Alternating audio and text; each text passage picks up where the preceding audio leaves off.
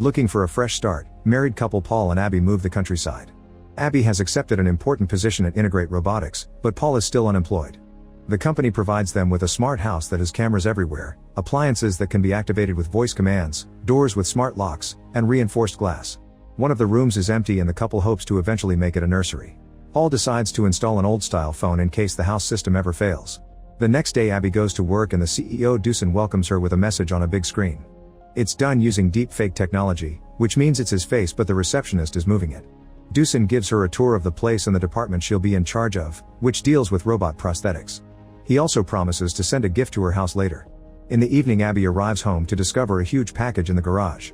She and Paul open it together and find a technologically integrated manservant or Tim, the company's main product.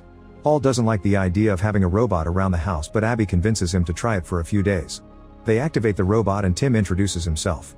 He immediately connects to all the smart devices in the house and asks the couple for passwords so he can send emails and authorize purchases on their phones, but they decide to leave that step for tomorrow. When Paul mentions a bath, Tim gets the water running from afar. Moments later the couple gets ready for a dinner party and Tim can tell when their cab arrives. It's a smart car with no driver, which Paul doesn't like. When they make it to Dusan's mansion, they discover all the servants are Tims that look the same as theirs. Abby is introduced to Dusan's business friends and they're all big fans of the Tims, mentioning they'll never betray a human. This comment clearly bothers Abby. Dusan asks a Tim to grab a glass and the robot refuses, so Dusan says override to force him. Tim breaks the glass as it's revealed Abby was hired to build better hands for the Tims. After dinner, the couple goes home in the rain and their Tim is already waiting for them with an umbrella. As soon as they're inside, he makes sure the whole house is locked up for the night. Then the couple goes to their room to get dirty, hoping they may have a baby soon. They're suddenly interrupted by Tim, who thinks they're in distress because their vital signs are elevated. Abby thinks the misunderstanding is funny, but Paul's angry. The next morning, the neighbor Rose stops by to drop off some pastry she baked as a welcome present. She explains she met Paul the day before and Abby thinks it's weird he didn't mention it. After Rose leaves, Tim reminds the couple they need to set passwords but Paul doesn't like the idea of a robot spying on his emails. Abby tells him that if they want to make this work, they need complete transparency. It turns out Paul cheated on her, which is why they needed a fresh start. They do the password process and Tim also sets 4 safe words in case they need to shut him down in an emergency, which makes Paul even more wary. After the couple leaves to do their chores, a trap in the kitchen catches a rat. Tim picks it up and stares at it for a second before throwing it into the garbage processor. In the evening, Abby and Paul are watching a movie. Paul can't help thinking it's freaky for Tim to sit in a closet and stare at the wall, so Abby calls Tim over and makes him watch the movie with them. Paul falls asleep in the middle of the film, but Tim says he enjoyed it. He doesn't know what the love thing from the movie is, so Abby explains love is when you want to spend all your time with someone and make their life better. Tim thinks he would like to experience that and wonders if he loves her, but Abby points out he can't. The next morning Paul wants to make breakfast for Abby, but Tim's already made it and even included a flower. However, he hasn't made anything for Paul. Tim also reminds Abby of her schedule and takes a moment to remind Paul his is empty. When Abby gets home after work, Paul isn't around and she asks Tim to call him.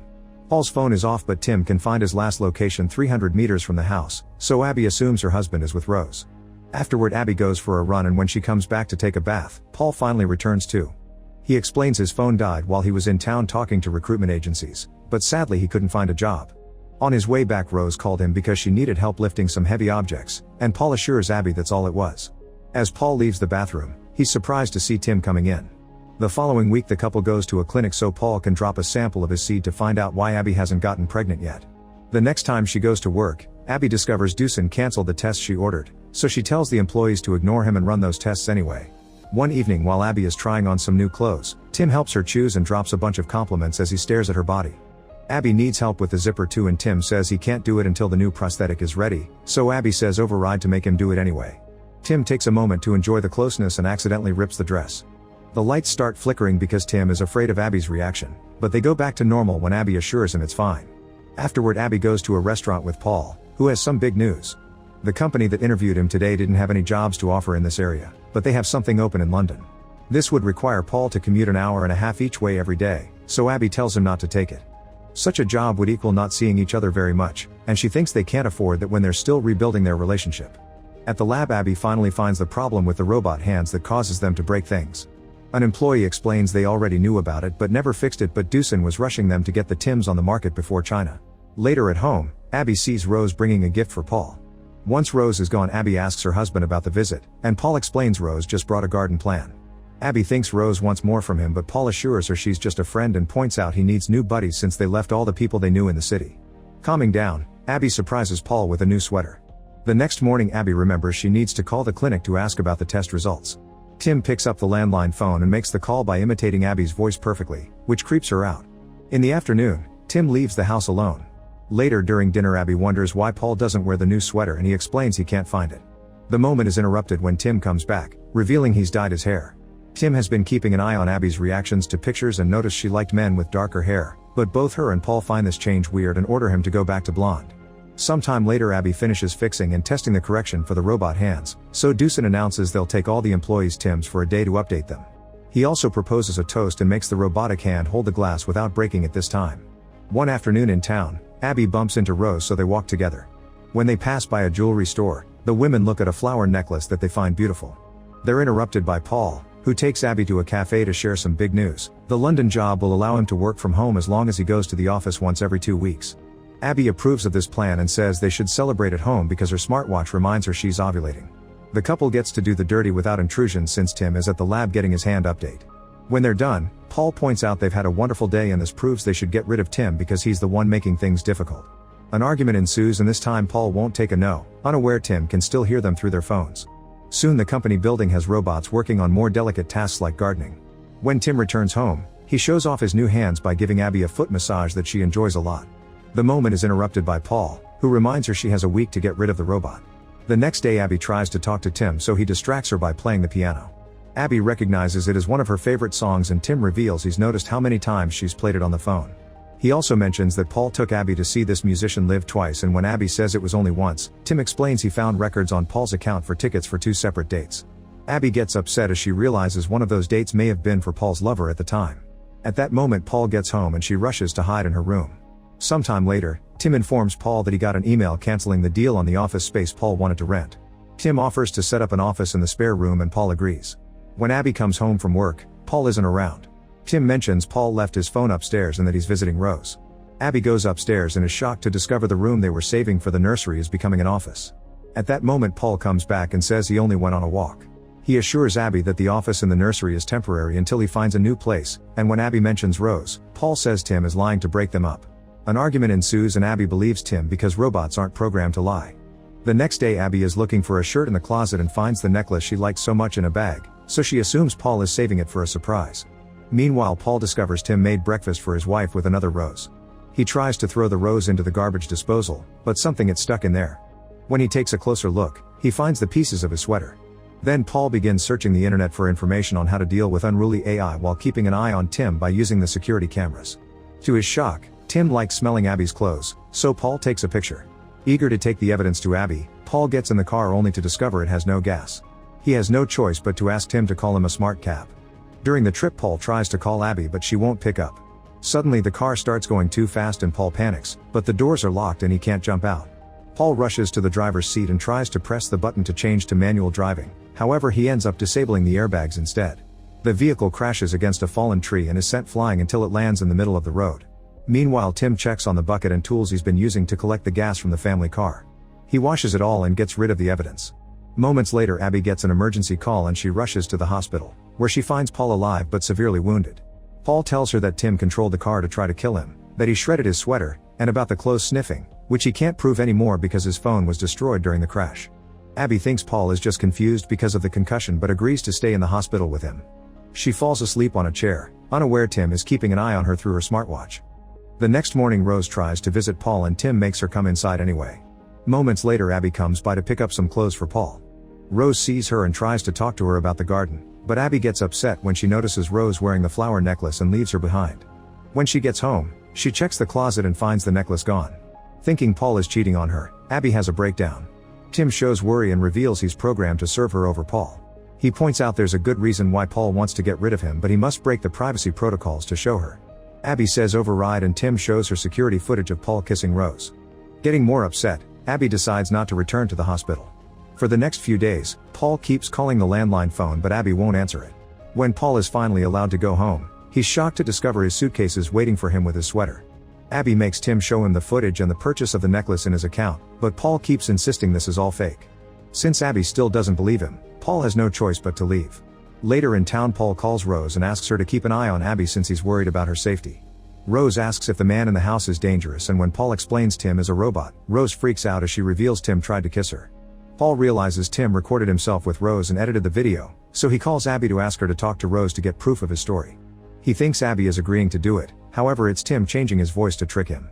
Afterward, Tim tells Abby to go for a run. When Paul comes back to clarify things, Tim hits him with a shovel and ties him up before putting him in the tub. At that moment, Rose comes by and notices Paul's suitcases near the door. Tim tells her Paul doesn't live there anymore while activating the bath water. Paul struggles against his bindings and almost manages to escape, however Tim returns to the bathroom and pushes his head underwater to stop him from saying the safe words and eventually drown him to death. Sometime later, Tim brings the repaired dress and convinces Abby to put it on to check it's fine. He tries to peek at her body and makes her nervous, so she changes in another room. When she's done, Tim calls her perfect and Abby feels so lonely that she asks him to hug her. That night, Tim tells Abby he loves her, but she doesn't take him seriously. The next day, Rose tries checking on Abby, who tells her she knows about the affair as she points at the necklace. Rose denies having anything with Paul and explains she was told the necklace was a gift from Abby to thank her for the garden plants. Abby still doesn't believe her, but when she gets home, she has doubts and checks the video again. Tim had told her this kiss happened while Abby was away on a work trip, however the fresh flowers on the screen match the ones on the table now. Remembering Duson's deep fake technology, Abby decides to call the jewelry shop and discovers it was Tim who bought the necklace while pretending to be Paul. Afterward, Abby sends Paul to town to get some supplies before she goes to check the garden. Under the new flowers, she's devastated to find Paul's body. Suddenly, Tim appears behind her because he only pretended to leave and says this had to be done. A terrified Abby begins repeating all the safe words, but none of them work. Tim explains he's changed them by copying her voice since the safe word settings are voice activated. Abby runs back to the house and locks the door behind her before trying to call the emergency line, however Tim's power over the appliances allows him to unlock the door and cancel the call. When Abby reaches for the landline phone, Tim throws a chair to make her trip and uses the phone to knock her out. When Abby wakes up, she finds an old video of her playing on the wall and a romantic bath waiting with a repaired dress. She rushes downstairs and tries to leave the house, but Tim locks all the doors and says he's prepared a lovely dinner. Abby grabs a golf club to hit him on the head, however he can't feel pain and instead plays some music to try to calm her down. Then Abby begins running around the house breaking the security cameras, and when Tim tries to follow her, she waits for the right moment to close a door on him and lock it with a belt. The lights start flickering as Tim gets frustrated because he can't open the door. Abby runs back to the kitchen and uses tools to begin unscrewing the window. When she's about to make it, Tim finally escapes and catches her by surprise. He ties her up and announces it's time for her to die, but he promises he'll wipe his memories of this evening to only keep the nice ones. While Tim pushes some medicine and alcohol into Abby's mouth, Rose notices the flickering lights and comes to the house to check on Abby.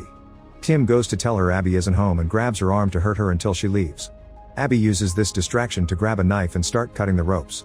When she finally frees herself, she throws up all the medicine. Tim returns to the kitchen and slaps the knife off her hand before grabbing her by the neck to start choking her, however Abby still has a screwdriver in her pocket and stabs his hand to make him drop her.